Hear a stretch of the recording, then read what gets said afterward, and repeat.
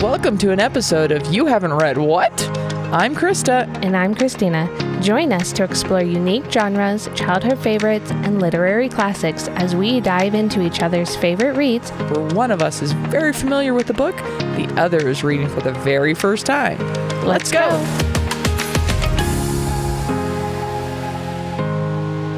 Hello! Hello!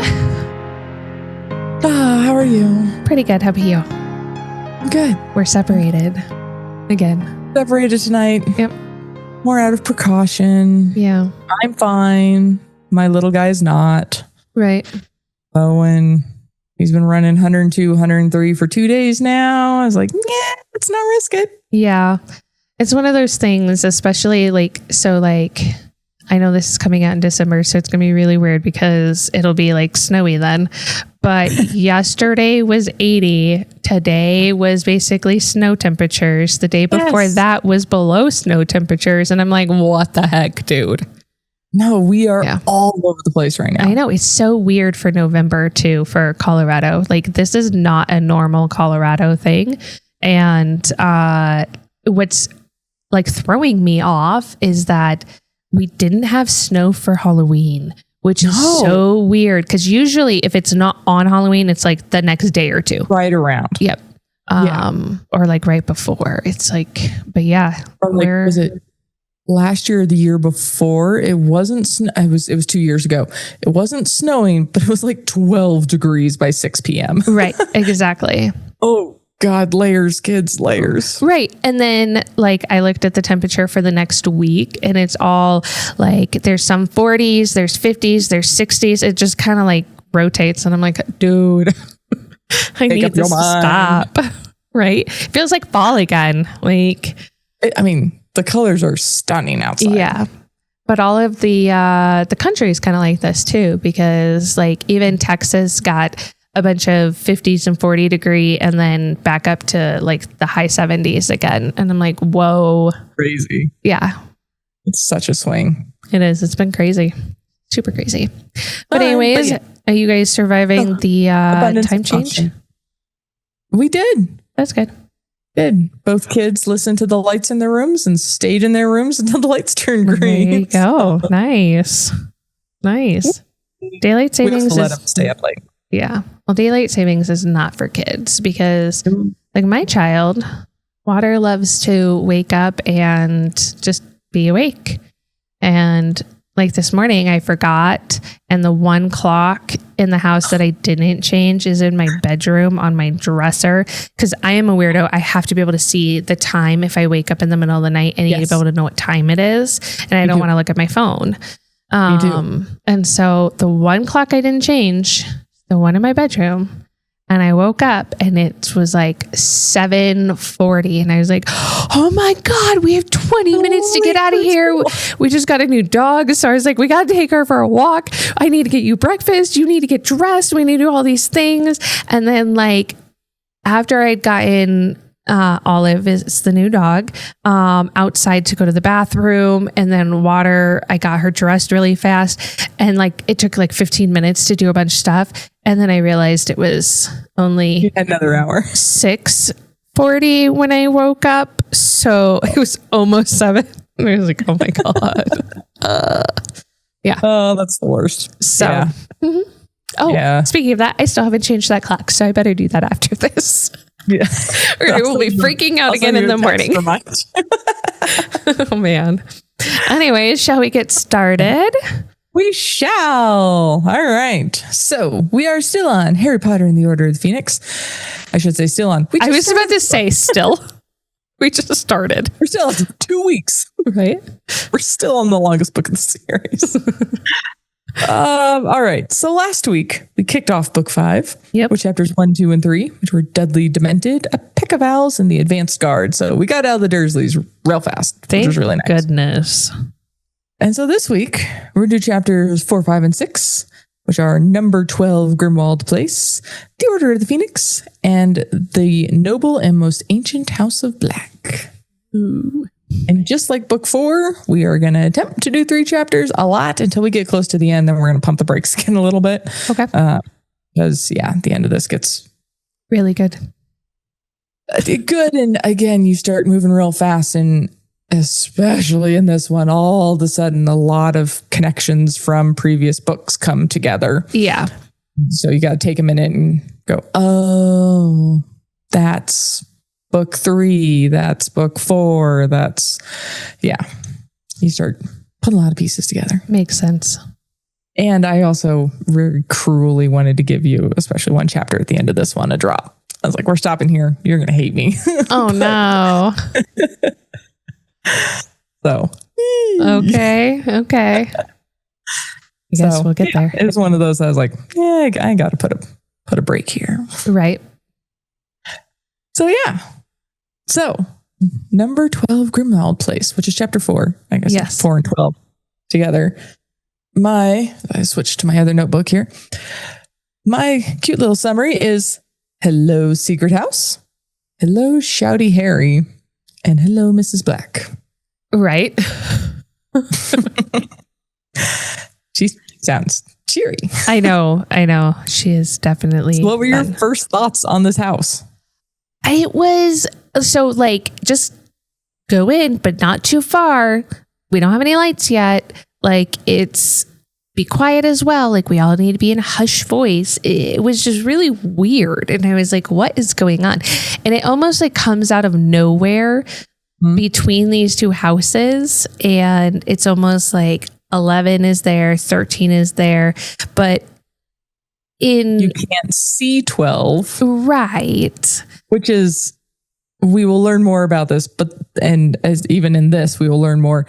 This is really freaking cool magic. You're right. Yes. But you cannot see a thing unless the Secret Keeper, which we've been told about in book 3, explicitly tells you about it. Right. But when they land, everyone else can see the house, but Harry can't until he reads the note. Okay. Yep. It's written by Dumbledore because he's the Secret Keeper. So unless he tells you that it's there, you can't see it. Right. Which is awesome. It's almost like a really big invisibility cloak on top of it or whatever.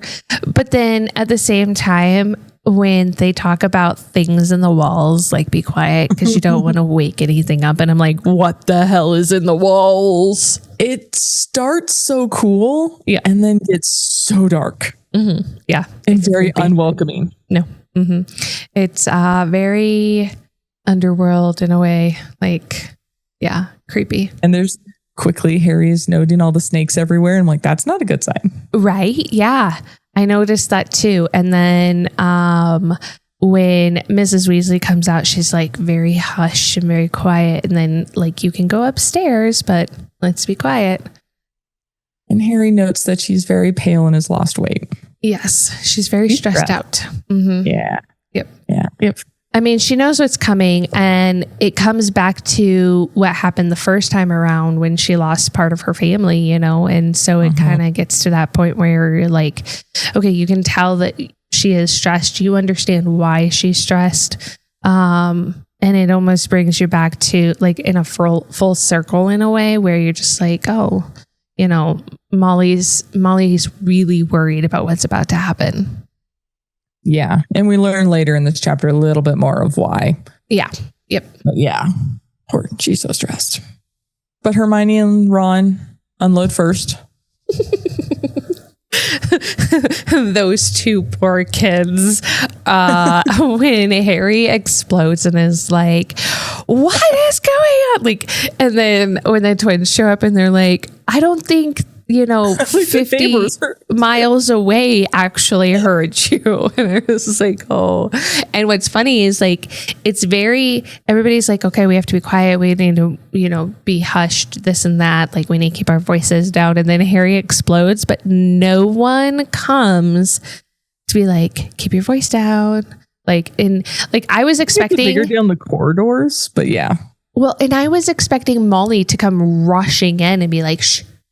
Stop, be quiet. We can't wake anything up that's in the walls, and hear anything. Yeah. I'm like, okay. Yeah. Yeah. I think it's a bigger deal when walking down the corridors and stuff of Harry's got to keep Shouty Harry to a minimum. Right. Exactly. Poor Pigwidgeon. Pigwidgeon, yeah. Is also screeching. I'm like, okay. And then he notices that Hedwig did exactly what he told her to do. And that was to bite their hands until they replied. And I was like, oh. Nibble the crap out of Ron and Hermione. Right. I was like, ow. That would have hurt. Good girl. Right. I like that Harry doesn't feel a whole lot of remorse for that. No, he doesn't. But I think at the same time, like, he's also very internal where he's just like, everything is like, in some ways, he's almost selfishly thinking only about himself and how he didn't hear anything and how he thinks that they just had the time of their life without him and all of these things and whatnot. Whereas, like, while he might not have been a part of the action, he had a very boring summer. They had, I mean, as we get into the next couple of chapters they've had a summer of cleaning a house. Right. And like in Harry's summer was kind of the same where it was just like boring and hiding under a windowsill. Exactly. But I think he's just so high strung over like the whole Voldemort thing that he's just kind of like almost blind to anything else that doesn't have to do with Voldemort. And that's not also a great way to be. It's also kind of fair. Like if you saw like the worst person you could possibly imagine murder somebody and come back to life, right, and then just be shoved away for the summer for a month, right, like you'd be a little ball stressed too. Yeah. What is happening? What's going on? Why is nobody telling me? Why is nobody talking about this? Right. Why aren't the newspapers talking about it? Why aren't all these things? Newspapers talking about it? Yeah. But I am going to say this exact same thing that I have been saying since book 1 is that they should trust him and give him the freaking information because he is better off with knowing, hey, there is not a curse, but there is a reason you have to be with the Dursleys. And this is the reason. He might not have been so, high strung and so into, what's going on and why is nobody giving me information. And my best friends have basically forsaken me and, left me out to dry and all this stuff. So like, just give him the freaking information, people. Come on. Like, what's with the tiptoeing around and being like, oh, he's safe, he's better off not knowing. No. We have known this since book 1. Harry is better off when he knows what the hell is going on. Let's talk about that more in the next chapter. Right? But yes, 100%. The twins now can apparate and use magic. Dude, when they said that they got high credits, whatever they passed, credits, yeah, whatever it was, I was like, are we sure? Like, are we positive that they got really good credits? Like, they had to have. They're not.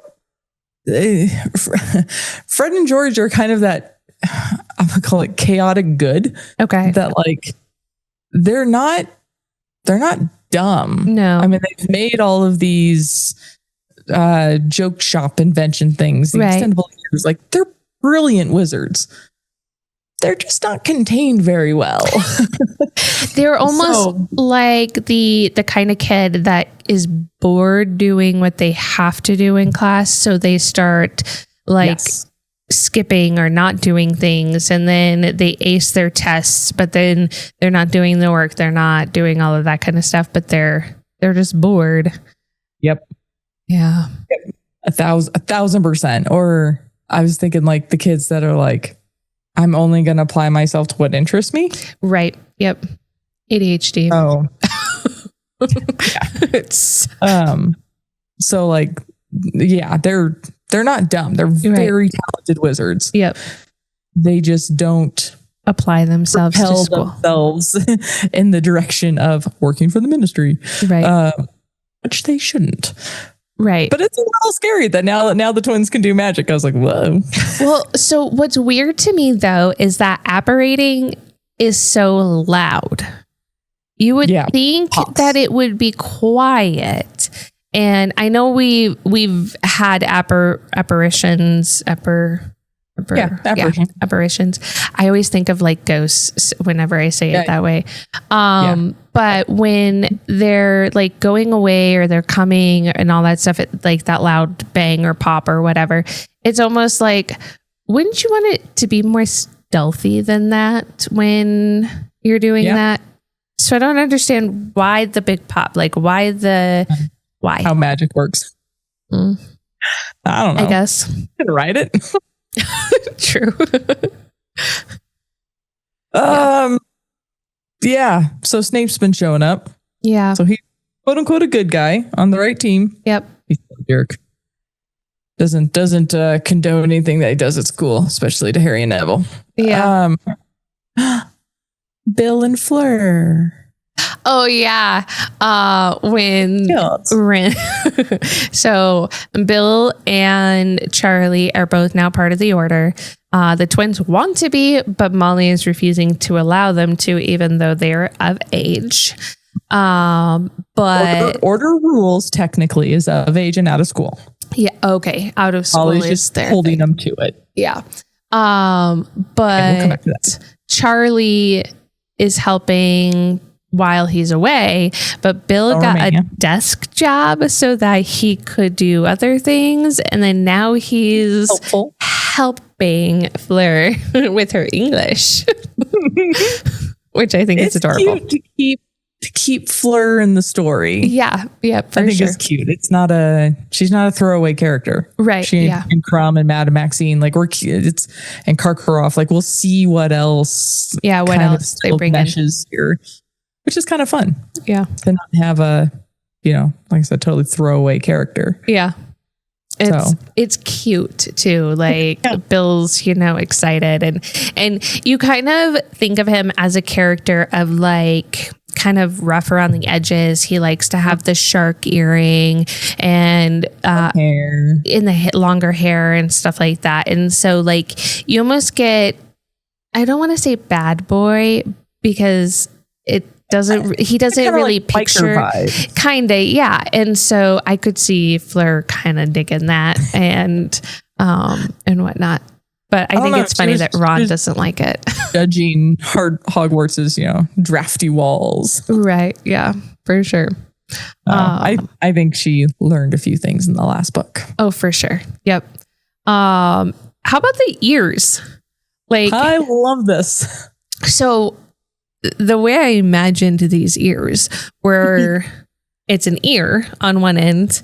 And you look through like the Guinness World Record of the longest earlobe or whatever is what I was imagining, like the longest earlobe, just like stringed, like silly string all the way downstairs with maybe another ear on the end, almost like, the cans with the string, but only ear skin. Yes. I was going to say picture two ears connected by silly putty. Okay. Yeah. Yeah. Exactly what you just described. Yeah. Yeah. Yep. But Crookshanks likes to play with them. Right. But a brilliant invention. Yeah. I think it's really neat. Like, pretty cool.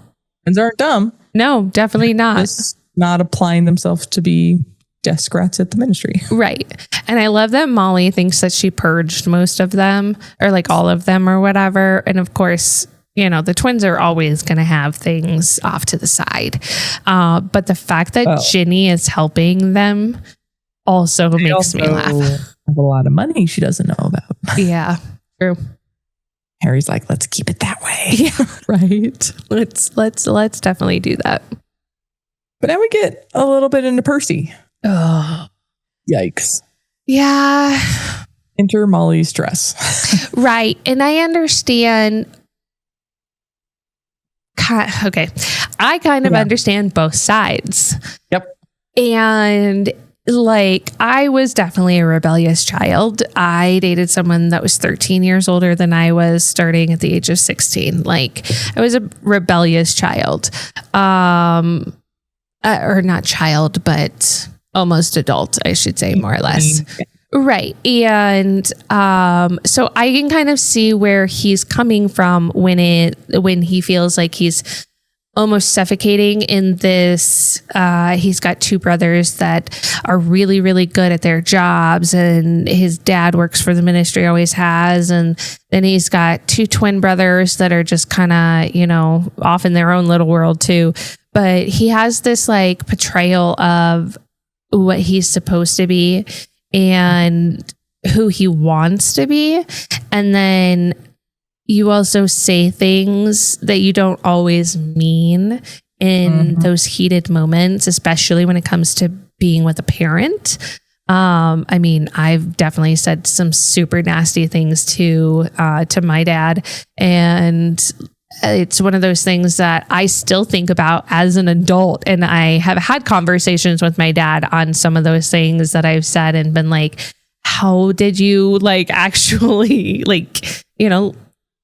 deal with it at that time? Did you not bury me in the backyard? Exactly, But I think too that I think Percy knows better.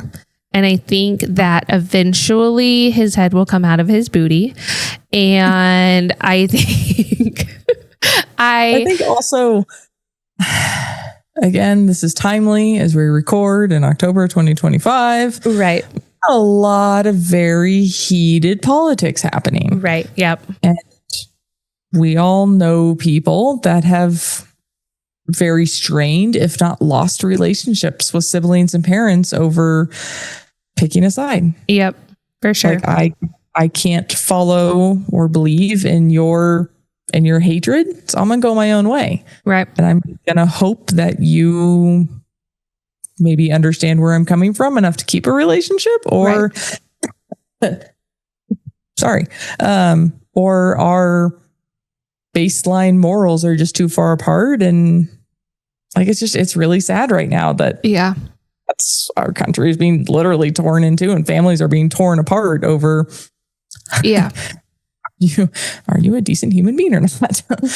Well, I think a lot of it too is the reconciliation that eventually does come with things like that. Like if you guys can find that bridge or that little bit of ground where it's like not pure hatred between the two people, and also not having conversations that are heated in the moment, and knowing, hey, I need to back away for a minute. I need to cool down. I think we both need a pause. We can always come back to this conversation when things are a little less heated between the two of us or the group or whatever it is.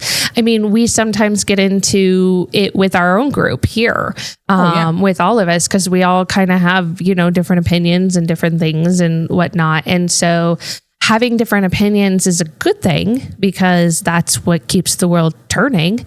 But at the same time, it's what bridges can we build between each opinion and each, decision and stuff like that. And so I think Percy's going to come out and be like, I've freaking screwed up. And I also think that Arthur and Molly are going to learn, hey, we have two kids that are fully grown that are out in the real world. They have been for a long time, but Percy is a completely different animal when it comes, or different person than Charlie and Bill are. And so I think it comes down to that where you can't be comparing siblings. Exactly. But I'm also at the same point, there are certain things that if a friend or a family member right now came in and said to me, or that I believe in this, I'd be like, okay, we kind of need to sever this relationship. Yeah. At a certain point, Molly and Arthur need to protect all of their other kids. And the only way to do that is to kind of cut Percy off a bit. Well, and I think especially if he's coming in, I don't believe Harry, Voldemort's not back. I'm going to give away your secrets. I'm going to tell everyone what you're doing. Right. You're signing your family up to get killed, and he just doesn't recognize that. Right. So Molly and Arthur and the rest of the family, unfortunately, for the safety of everyone else, they have to cut this tie. It's literally life or death, and he doesn't see that. And I don't think he does see that. But at the same time, here's the other part is right now we know that he is keeping the secret of his dad, because he hasn't said anything at the ministry. And him slamming the door in Molly's face shows that he is severing that connection at that time. So it's one of those things where you're kind of like, okay, I think it is being severed for the time being, but he also knows that he's not actually going to tell anybody about his dad. Right. And so I think there's that battle where he knows he's not going to do certain things, but he's telling his parents he's going to do something because he just wants to be able to have that leverage. And I don't honestly think he ever, like, I mean, everyone has room for growth. Yeah, for sure. Yep. And I think honestly, Percy is going to, I think he's going to slip up in the future and say something stupid to somebody in the ministry that he shouldn't. And then he's going to be like, oh crap. He's going to take me back. Mom and dad always will. Yep. I effed up. I need to figure out my life in that situation. I honestly think that's what's going to happen. But I also think that Arthur and Molly are going to grow from this as well. And so and then they're going to notice, hey, like maybe the twins are right. Maybe they don't need to go to the ministry. Maybe they, they're different people and stuff like that. So yeah. Yes. So Hermione is still very satisfied that Rita can't write anything. I know. Hello, Slytherin Hermione. Oh my gosh. Yes. Hilarious. We're going to get it again, very heavy in this book. You get Hermione Slytherin, 15-20%. And I love it. Yeah. I love it. Because it is nasty and she is smart. Yep.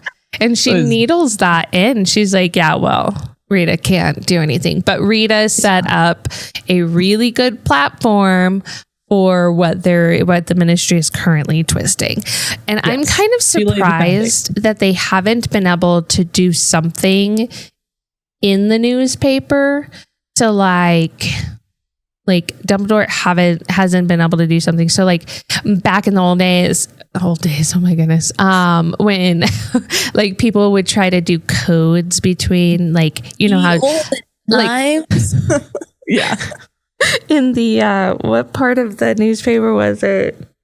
Oh, they would sometimes do it in the crossword puzzles. But I'm talking like people that wanted to like cheat or had like things for sale that were illegal or whatever, and they make it all code, and then if people Craigslist, kind of like the it's not the communication, what is it, whatever, anyways, that one section in the newspaper, the classifieds.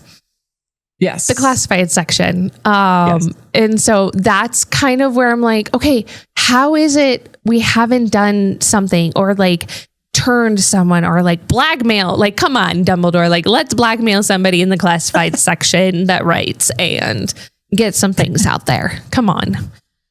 I like that. I want to see Dumbledore writing secret codes for the classifieds. Although they won't take anything he writes right now. So no, but I'm sure he could. Like, there's somebody that could, and there's ways to like hide who you are. Anyways, like they can. I mean, Tonks can freaking change her face and her hair. So like, have Tonks do something like crazy, and there you go. Walk in and we're gonna come back to her in a second. Dumbledore says to be kind to Creature. We learn there's a house elf named Creature. Yeah, weird name. Yeah. Dumbledore says be kind to him. Interesting. Yeah. Like, yes, we know from book 4 he, was kind to Dobby and Winky and doesn't take advantage of house elves, but it's a little bit weird to have that explicitly called out. Yeah. I think he knows. I mean, Dumbledore always knows something. Like more than anybody else, he always knows something. So therefore, there is a good reason that Dumbledore said to be nice to this house elf. I mean, and he's basically trying to get his head chopped off anyways and put on a plaque. So like... Yeah, we'll come back to that. And never mind. So creepy. Well, I was going to say real quick, which we can come back to later, but Black is totally going to not do that just because he can, that kind of thing. Fight him. Yeah. Yeah, a little bit. Anyways. Yeah. So then we meet Mrs. Black. All of a sudden there's horrible screams. Dude. And it's his mom. Yeah. And we learn whose house we're in. We're in the house Sirius Black grew up in. It's so weird. Like, is it dirty because the mistress has been dead for so long? Or is it? Yes. Or did she put all of those things in places just to Nation thereof. Shaft Sirius or what? Like, so I think when we get into the cleaning stuff in the next chapter, I think some of the things were explicitly cursed to like come out at people and like be mean. Yeah.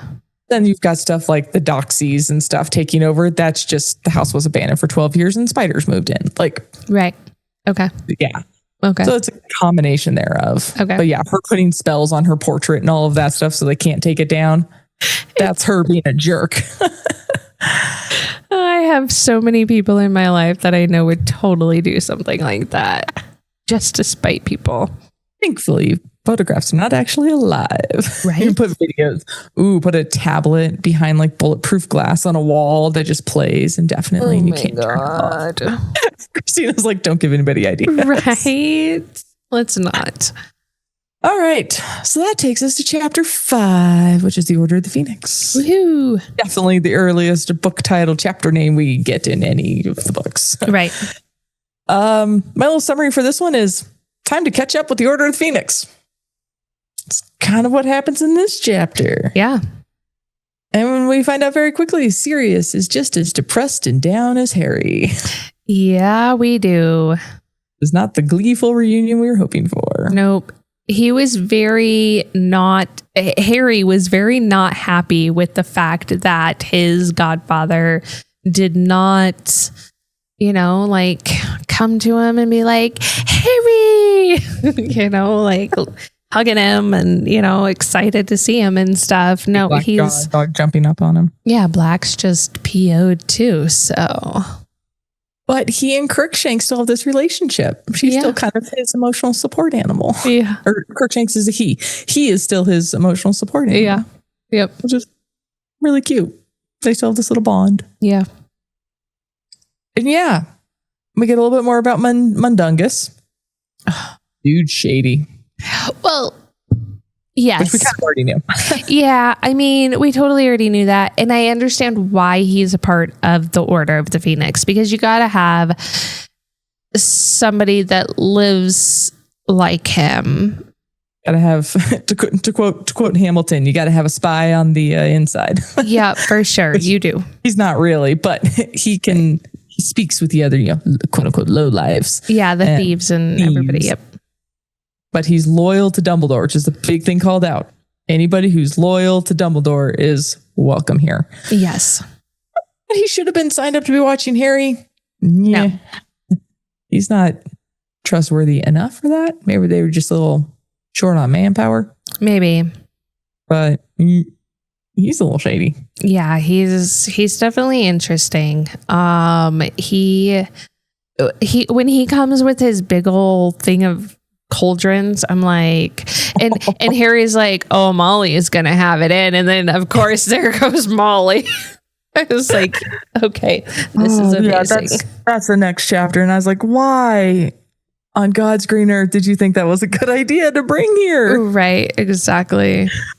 What little piece of your brain thought that was? Yeah, but Mundungus in this chapter is a drunk, and he is a pile of rags, which I found interesting. He's a storyteller. Yeah, I mean, most people that are like that are kind of like slimy, I guess, in that way, are really good storytellers. They can spin just about anything they could possibly want to. Mm-hmm. So it's one of those. Yeah. Yeah. We get a little bit of history from Bill, I believe, about how there attempting to keep the goblins on their side. Yep. But you get a little bit of history that's like because of the freedoms that wizards have been denying goblins for centuries. It's a little tricky. Voldemort will give them whatever that is. And I'm curious what they're denying the goblins, because like if it's human sacrifices, then of course nobody's going to give you that. But like if it's like being in charge of the banks, I mean, they're already in charge of the banks, so maybe they just don't get a fair cut of the banks or something. I don't know, but yeah. No, it's just kind of that little history there. It's just enough that I'm like, this is going to be important later. Okay, like, so we do find out later what it's going to be. Yes. Okay, cool. But it's interesting to also think we've had this kind of dichotomy between like Ron and Harry and Hermione for a while now. Yeah. That it's been, Ron kind of the way he was raised that are a little bit prejudiced against giants, against house elves. Like he kind of has opinions on these things, whereas Harry and Hermione are coming in for the first time, like learning about all this stuff because they didn't grow up with any of it. Right. So so it's interesting to find out like goblins kind of fall in that too. Right. Of a creature, a type of living being that wizards have not always necessarily been the nicest to. Right. But so there's a history there between a few creatures. And what's interesting about the way that J.K. Rowling writes this is it's very similar to the real world in a lot of ways, like people against animals like dogs or whatever, and how we treat them, or horses, or like rooster fighting and stuff like that. So like it's kind of the way that she writes certain things, it's very similar to just kind of how humans can be prejudiced about things. They can also not treat things very well and stuff like that. And we have a lot of rules and we have a lot of opinions on all of these things. And then you come in with somebody completely different from a different, culture or whatever. And your first thought isn't always the nicest, but then you've got this other culture that comes in and you're kind of like, oh, hey, like, that's kind of cool. That's a neat way of doing that or whatever. And so kind of meshing all that. It's very, works well. Yeah. Lost where I was in my notes. Oh, there we are. Oh, yeah. Now as we get into just tell Harry, are you team Sirius, tell him everything, or team Molly, follow the order rules and let him be a kid? Since book 1, I have been saying tell Harry all of the things, because you can't then flip-flop now. he can't. No. I understand where Molly's coming from. As a parent, I totally get it. But at the same time, there are reasons for like telling the truth. Like Water likes to ask lots of random weird questions, and it comes down to a point where like, do you make something up? Because eventually, they're going to know the truth. So like, I was always against Santa Claus. Like, I'd never really wanted to have that thing, like as part, like Easter Bunny, fairy, the Tooth Fairy, all that stuff, because I don't want to pretend, and I am horrible at remembering things. And so like I don't want to have to remember, oh, hey, like the Tooth Fairy forgot to come. Like Tooth Fairy did forget to come one night.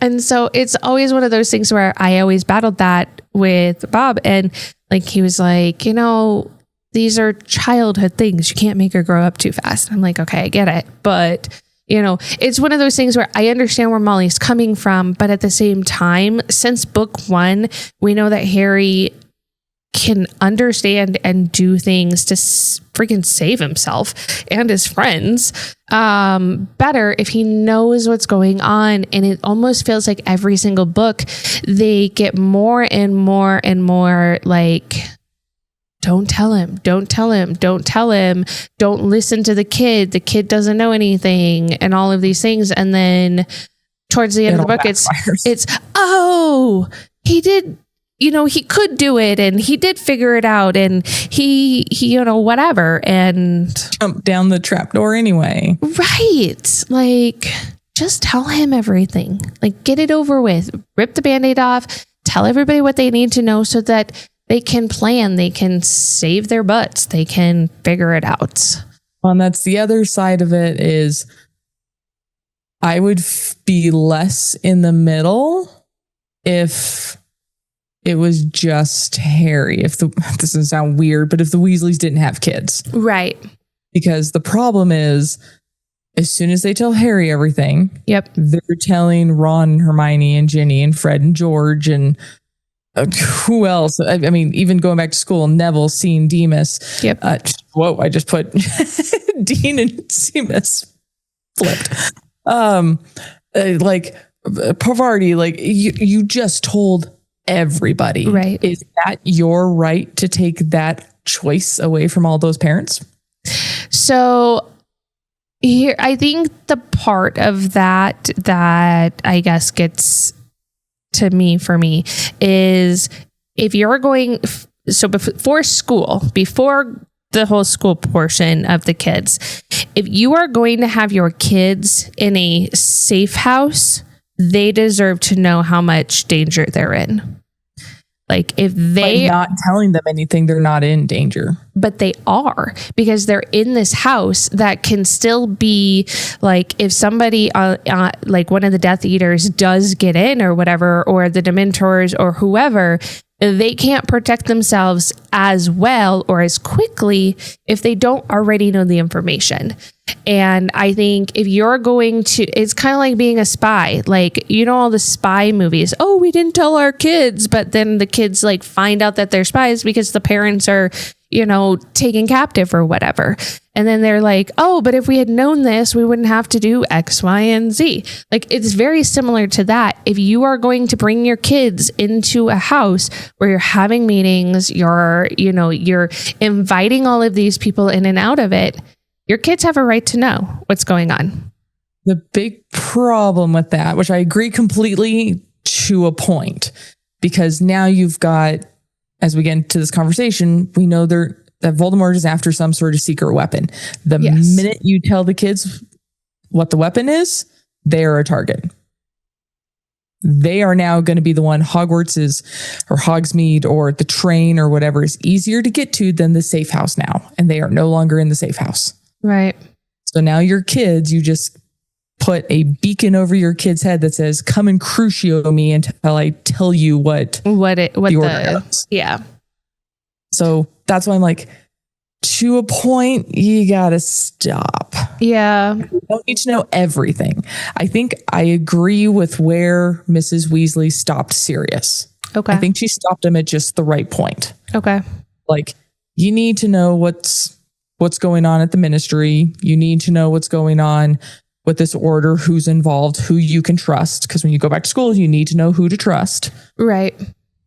But you don't need to know where the weapon is. You don't need to know where we're safeguarding. You don't need to know any of this stuff, because if we keep to our strict order rules of age and out of school, the Death Eaters and Voldemort know that that's the rule and they won't come after you.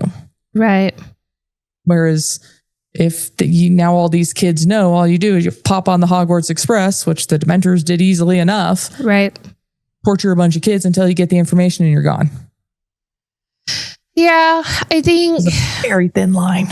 It is a very thin line. I also think that depending on what the weapon is, I mean, they're kind of right in the way, like, Dumbledore has already used Hogwarts as a safe haven on multiple occasions when it comes to things and hiding things. So, like, we obviously know they're about to go back to school. So in a lot of ways, things are going to happen at Hogwarts anyways. Or I'll give you a shocking revelation in this book. It's not at Hogwarts. Okay. For once, we're not being stupid with the kids' lives. Right. But I think there's also a point where kids know when to say something to their friends and when not to say something. And so I think there is like, kind of like how you were telling me the story earlier about us getting a new dog and you were trying to talk to Thing One about it, but Thing One was like, no, Water wants to keep it a secret. Like, I think there's like kids do know that even at their age. And I think too, like, I think Harry didn't bring everybody in when it came to the Goblet of Fire stuff or, the Sorcerer's Stone stuff. Like, he didn't bring all of his friends into it. The only real friends that he really brought into a lot of that stuff was Ron and Hermione. So I think in a lot of ways, like those three know who they can trust when it comes to, like, I guess the six of them kids, without necessarily telling all of their friends. Cause I wouldn't tell Neville anything. I'm going to put a pin in this conversation. Okay. Let's keep going. But yes, this conversation between Mrs. Weasley and Sirius is too real. It's too hard. Yep. You're not a parent. Well, you're not either. Well, he doesn't have any damn parents. Like, right. It's emotional. Yep. Nobody's right. Nobody's wrong. Yeah. They walked a thin line, and I think where it got stopped is fair. Yeah, I definitely do think it where it got stopped is fair. I just think their curiosity is totally going to kill that cat as well. So Crookshanks made it through book 3. It's fine. Right. Yeah. Yeah, fair.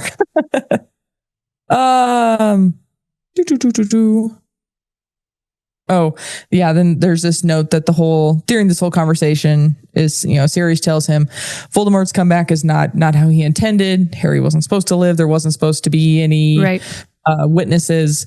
It was supposed to be more secret. And so Voldemort and Fudge are both equally terrified of Dumbledore. Yep. Very different reasons. Yep. Fudge is in denial. And then I love this note that the ministry's even talking about taking all of Dumbledore's honors. Yeah. His Order of Merlin First Class, blah, blah, blah. And Dumbledore says, that's fine. Just keep me on the chocolate frogs. Yeah, exactly. Just leave me on the playing card. I'm good. That's awesome.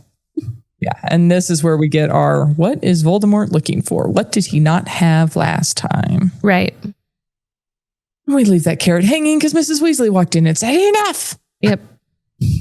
Which again, okay. Yeah, it's understandable. Like, convenient stopping place for the end of a chapter. Yeah, it's one of those things though where like their fight is so real too. Like you're not his mother, but he is like a son to me, and you're not his parent, but yet he is my my godson. It's hard for you to be so caring when you were in Azkaban. Like, oh, you really threw that one out, Molly. Right. And then and then he's not your best friend. Like, he's not Peter. And not James. Or James. Why did I say Peter? That's weird. He's not James, and he's like, well, ouch. Yeah, like just twist that knife a little further. Right. Molly came in a little bit on the evil side on this conversation, but at the same time, like, Sirius also got some hits in. Also, epic props for Arthur. Yeah. When Molly's like, what do you think? And he stops and takes a moment. Mm-hmm. He cleans his glasses. Yep. And then puts them back on. And then slowly replies. I was like, we needed to bring this ability. Yeah. To bring the temperature down in the room and pause and take a breath. And then the honesty to not just blatantly agree with his wife. Right. Yep. Oops. Yeah. And I think too, like, Molly and Arthur obviously have those fights, like every couple does, But for me, if I were Molly, I would probably have thrown something at Arthur because that kind of crap like annoys the crap out of me of the, why are you pausing? Why are you taking a breath? Shut up and like agree with me, you know, kind of thing. I was like, well done, Arthur. Yeah. Well done. That's hard. Yeah, it is very hard. I am not like that. And I probably, like I said, I would have totally thrown something. Start throwing the corks from Crookshanks at him. Right. Or let the twins like throw the butter or the bread knife again. It's true. I skipped over that note earlier. Poor Tonks. Yeah. All right. Chapter 6, the ancient and most noble House of Black. Did I just start saying that chapter name backwards? I think we're doing the ancient most noble house, the noble and most ancient house. The noble and most ancient House of Black. Yes. Yeah, my little summary is this house is scary. Yeah. Creature is cruel is the understatement of the year. Mm-hmm. And the Black family is special. Yeah.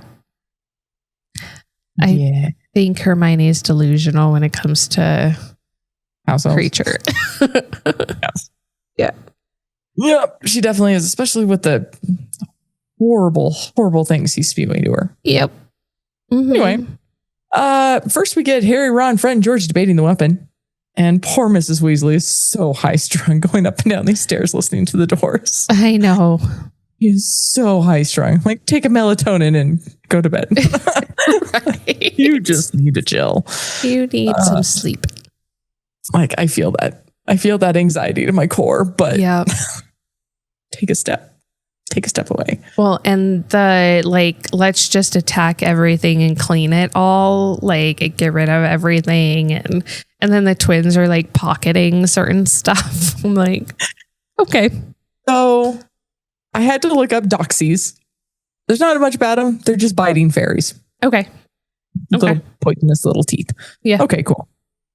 These puffskins, they're a little furball and they hum. They're happy. Okay. They're just kind of cute. Yeah. All of my fellow nerds out there, they're like tribbles. They just don't, duplicate. But they're just little fluff balls that are really cute. And it's really sad. They found a whole nest dead of them under the couch. Yeah. I was like, oh, I kind of want one. Right. I was like a little bunny that never gets any bigger. Like a dust bunny. But the fact that they hum when they're happy, I was like, oh, that's cute. That's really adorable. Mrs. Weasley is still using Lockhart's books. Yeah, I noticed that. I was like, why? Why are we using that? Now, in fairness, we know he stole memories from wizards real who actually knew people. what they were doing. Yep. So these books are actually probably decent. Probably, yes.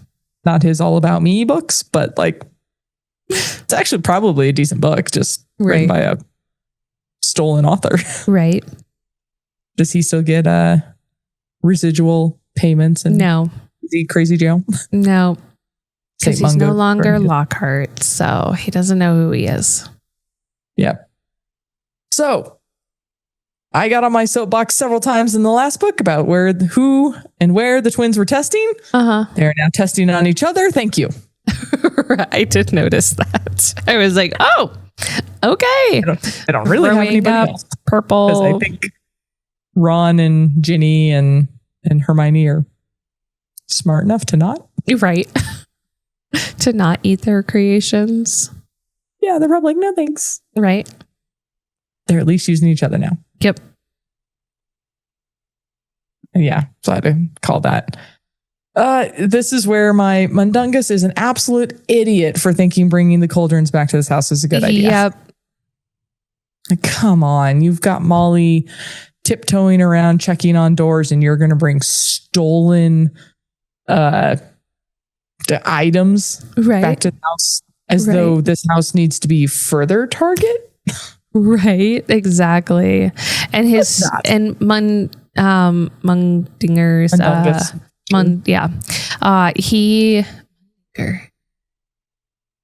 I totally did a Paw Patrol name in there. Humdinger, but Humdinger. Mungdinger is what I said. Oh, Nice. man. He will forever be Mungdinger now. Note control alt F replace in my book. Right.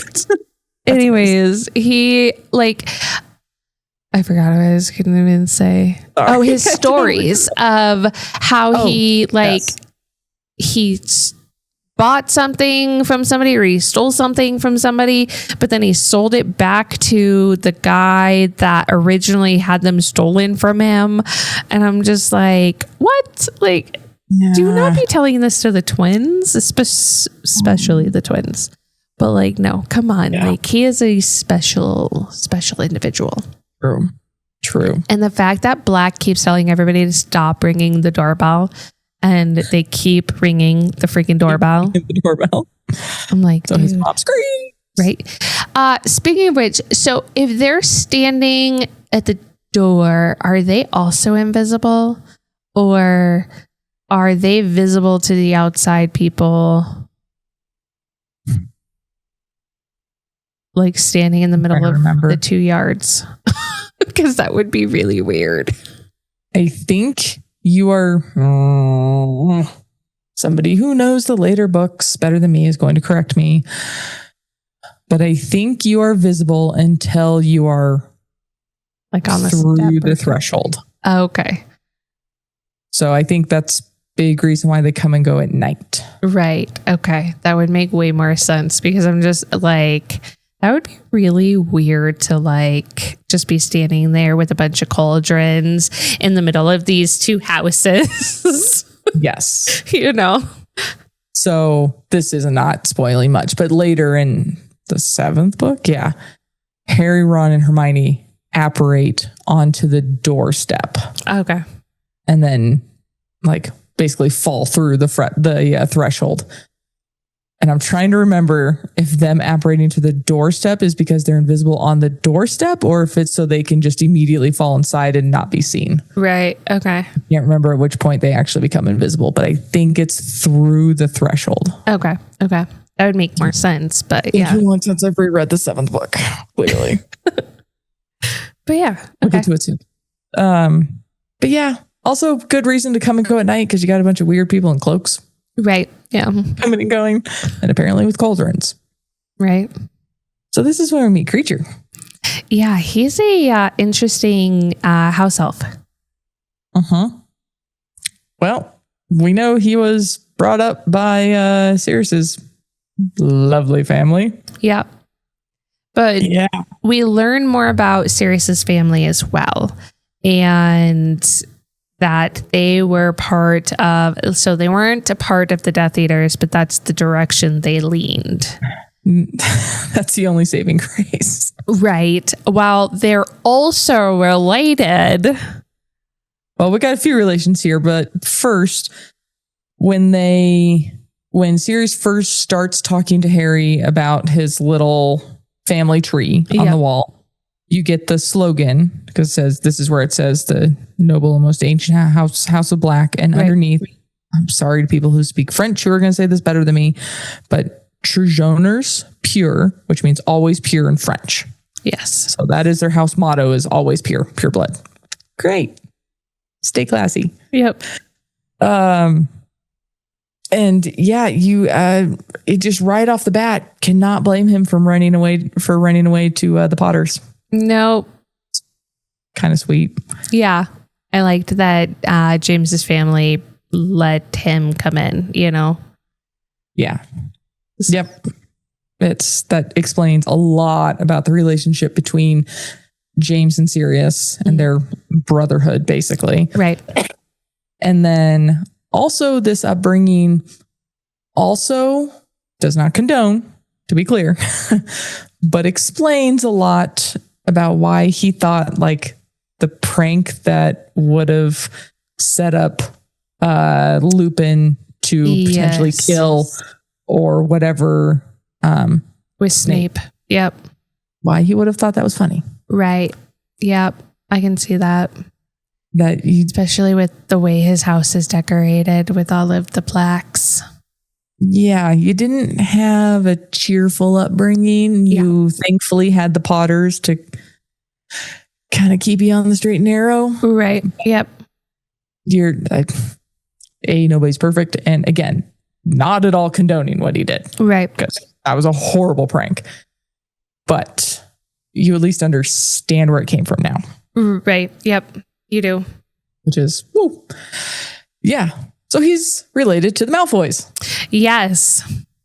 And a bunch of other names that we heard of in the last book and whatnot. So that couple that, like the one lady in the pensive, that's like the pensive, was like, I will, find him again or whatever. That was one of his cousins. And Bellatrix Lestrange. Yeah, her husband. And then she's fun. Yeah, like we definitely, and then Tonks is on there. Also a scarred mark. Right. Well, I think it's Tonks' mother that's a scarred mark, and Tonks isn't on there at all. But yeah, like you kind of learn a lot of the different things, and then Sirius's brother, who was a Death Eater, and like he was younger than Sirius was and whatnot. So like, yeah, you learn a lot about the family, but being related to the Malfoys is very interesting. And then the way that he explains the fact that purebloods usually marry within the purebloods and there's not a lot of them. It's like inbreeding dogs. Yep. Well, I wasn't going with dogs, but yes. Whatever. Inbreeding anything. Like it just reminds me of the one weird commercial from 16 and Pregnant of he's my brother, she's my sister, and we're getting married, but they're not actually related, but that's the commercial. Like siblings. They're not even step siblings, like they're foster siblings. But the way that they played it up on the commercial was like brother and sister. Yes, because they grew up basically in the same house and then they fell in love or whatever, and now they're pregnant. But like that's basically like the kind of thing that it just like popped up in my head, and I was like, okay. Yep, a little bit. Yep. But yeah, so yeah, that's kind of the summary here is Sirius and the Malfoys are related. Mm-hmm. No big surprise. We learned that it's his cousin Bellatrix is the one that we saw in the Pensieve going to Azkaban for torturing the Longbottoms. And Voldemort specifically calls them out as in the last book. Servants in Azkaban. Yep. Oh, we get more of Bellatrix. She's and then, that his mom disowned him. He had a brother that was a Death Eater. Yep. Yeah. You sound cheery. Yep, for sure. Did you understand Sirius's rough edges now? Yes. And why he kind of is the way he is. I get it. I also think that he has been fighting his whole life in not becoming the kind of person he could be. Very similar to Harry, because I keep thinking like Harry could be evil if he really wanted to be, when it comes to like all the Voldemort stuff and the fact that the Hat wanted him to go to Slytherin and stuff like that. So like Sirius is doing exactly what Harry is essentially doing, where like they're fighting becoming evil, I guess. Yeah. And, Hermione's kept a reporter in a jar for a few months. Let's throw Hermione in that. Right. No. Yep. I'm kidding. Yeah. Mrs. Weasley keeping them busy is kind of smart. For sure. It really is. You don't want, 6 kids? Ginny, Hermione, Ron, Harry, Fred, George. Yeah. Just the 6 of them. Anybody? No other kids. Yeah. Do you really want that many teens and tweens, 2 of which who can do magic, bored in this house? Right. Yep. No. It's like a bad idea. It would be a very bad idea. And then Harry gets reminded about his upcoming hearing. Yes. Dum, dum, dum. Yeah. It's the next day. He's going with Arthur to work, which I wonder if he's going to run into Percy. Ooh. Yeah. There's a lot of... Or Fudge. Yeah, I was about to say Fudge. Bagman. No, Bagman's no longer there, right? Because the goblins are angry with the ministry because of Bagman. Is he still there? Yes, sorry. Bagman, yeah. I was thinking Crouch in my head and I was like, he's dead. Yeah, no. Yeah, sorry. Yeah. Yeah, Bagman, I'm assuming, is on the run. Right, yes, from the goblins. Things up. Maybe Dumbledore, maybe Snape, although they're probably avoiding the ministry. Maybe Rita. Right. Maybe. Yeah. Would be interesting. Maybe Mundungus. Trying to steal something else. Right. From the ministry, though, at the ministry, I think that would be a little dumb. Well, yeah. All right. So next week, we're also going to attempt 3 chapters. Okay. This should be a pretty easy three chapters to get through. Yeah. No surprise. Chapter 7 is the Ministry of Magic. Oh, woo-hoo. Chapter 8 is the hearing. Oh, you didn't see that coming. Nope, not at all. And then from a little bit out of left field, Chapter 9, the woes of Mrs. Weasley. Oh, yeah. Man, Molly. Okay. So those will be our 3 cheery chapters for next week. Okay. Well, we will see you all next week then. Next week. Okay. Bye. Bye. Thanks for joining us for this episode. If you had fun, please follow, download, and review this podcast on your preferred listening platform. If you're ready for the next chapter, join the spoiler-free conversation on our Facebook group. Search You Haven't Read What? The podcast. Or on Instagram and YouTube for exclusive videos and behind-the-scenes content. Have a great week. And we'll catch you on the next page.